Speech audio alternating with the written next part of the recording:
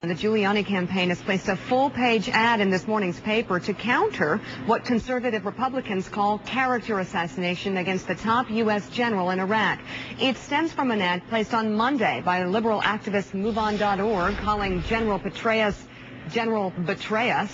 Rudy Giuliani says it wasn't a coincidence that Senator Hillary Clinton then followed up the ad by questioning the general's accountability. What I don't think should happen in political discourse is the kind of character assassination that MoveOn.org participated in calling him General Petraeus, that the New York Times gave them a discount to do, and that Hillary Clinton followed up on with these attacks on his integrity. And joining us now, Jim Dyke, Senior Communications Advisor for the Giuliani campaign. Jim, thanks for joining us. Thanks for having me, Mika. I'm looking at the ad put out by your campaign, and I'm just wondering, why did your candidate decide to jump in on this? Well, I think, MoveOn.org has been engaged in character assassination, particularly against the president, for a long time.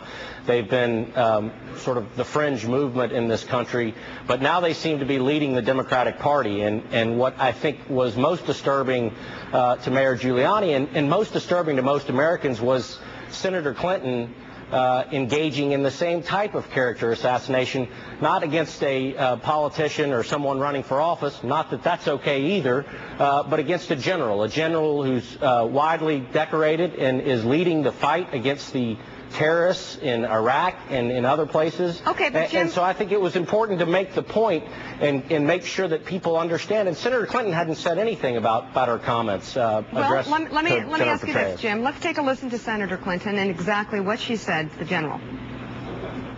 You have been made the de facto spokesman for what many of us believe to be a failed policy.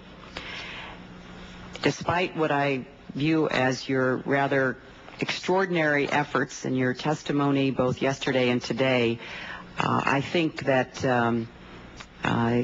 the reports that you provide to us really require the willing suspension of disbelief. I hear your concerns. He is leading our troops, but I got to ask you, Jim, isn't she doing her job there? And aren't we supposed to be asking questions about this war? And quite frankly, weren't there some very interesting answers that perhaps led to more questions that came out of that hearing because of people like Hillary Clinton?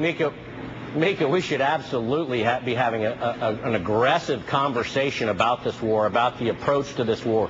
The president put forward last night an adjustment to the war. He accepted General Petraeus' recommendation and put forward a policy or a context of return on success. So we need to debate that. We need to talk about that. That's not what Senator Clinton did. She essentially called the general leading the fight in Iraq a liar. And she has the right to do that. But look, she's running for the highest office in the land. Some people would say the leader of the free world. And to sit there, I have to wonder if privately former President Clinton didn't chastise his wife for making such comments, understanding what generals do, understanding the important role that they play in the process. And to go into a hearing like that and essentially call the general leading the fight against the terrorists a liar, I think most Americans reject that. They reject that kind of politics. They reject that kind of character assassination. I think former President Clinton would reject that kind of character assassination. So it's not about trying to shut down discussion. Okay. Again, the president put forward return on success last night. What part of Democrats opposed to, return or the success? Well, Jim, let's discuss then. Doesn't your candidate have any questions about the war? And if so, what are they?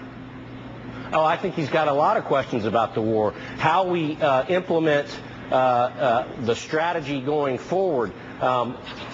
He had concerns in the spring about the direction of the war, thought the surge, the adjustment in the policy. We've had policy adjustments in this. Democrats keep calling for change, but the present and the future seem to be blowing by them. They continue to look to the past. The president's adjusted the policy. The mayor thought that was an important adjustment. I think across the board, you hear from Democrats, from very objective observers, that the surge has worked. It has paid dividends. There is more to do. There are more adjustments that need to take place.